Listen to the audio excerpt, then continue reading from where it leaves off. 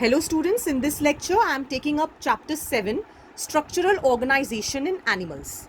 Now according to the revised CBSE syllabus, we have to only cover one topic, that is animal tissues in this chapter. So tissues we already know are a group of cells which have a common origin and common function. So the animal tissues are the tissues which are present in animals. So these are of four types: epithelial tissue, connective tissue, muscular tissue and neural tissue. So today in this lecture I am going to explain to you the epithelial tissue. Now this epithelial tissue, children, is also called as epithelium. It has a free surface which is going to face the outside environment, means maybe the outside the body or outside the organs. So the cells are very much compactly packed with a membrane which is below them, which is called as basement membrane, that helps in transport of the materials. Mainly epithelial tissue on the basis of their structure are of two types: simple epithelium and compound epithelium. Simple epithelium means it is containing single layer of cells, and compound epithelium means two or more layers of cell, generally in skin.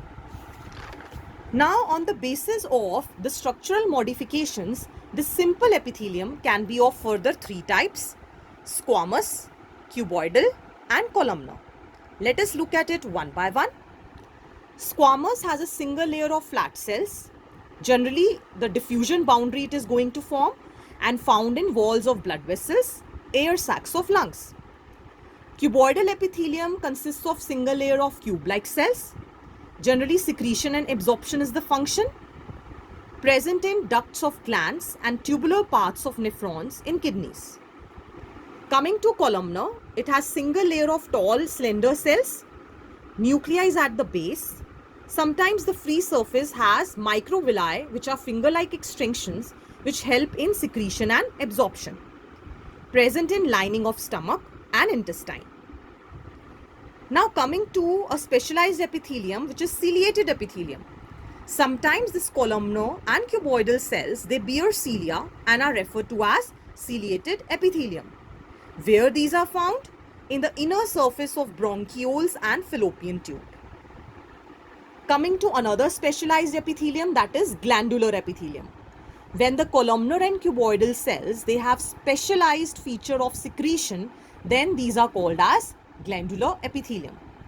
It can be of two types. It can be unicellular or multicellular. In unicellular, there are goblet cells like in alimentary canal. And in multicellular, there are cluster of cells like in salivary glands.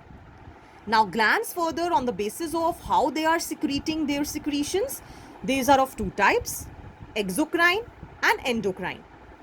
Exocrine glands have ducts and they secrete mucus, saliva, milk, oil and digestive enzymes. Endocrine glands, on the other hand, are ductless glands which secrete hormones. Now coming to compound epithelium, like I told you, it is made up of more than one layer of cells. So main function is protection, because so many layers are there, so they cannot do secretion and absorption.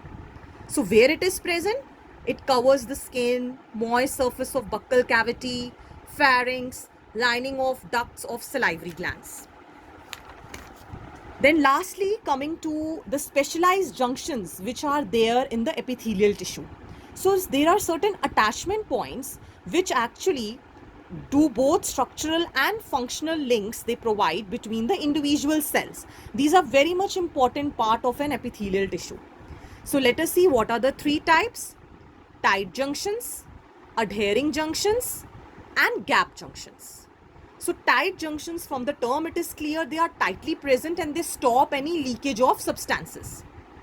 Adhering junctions, they help in the cementing of the cells together. Then gap junctions, they provide a proper gap between cells, so they facilitate the cell to cell communication. So basically these gap junctions are one which are going to facilitate the communication between cells. So the transport of the materials, exchange of ions and nutrients happen through this gap junction. Adhering junctions help to join or cement together the different cells. And the tight junctions, basically they make sure that certain substances are not leaked outside of the cell. Some substances are very much essential for a cell to survive. so that these are not like leaking the substances.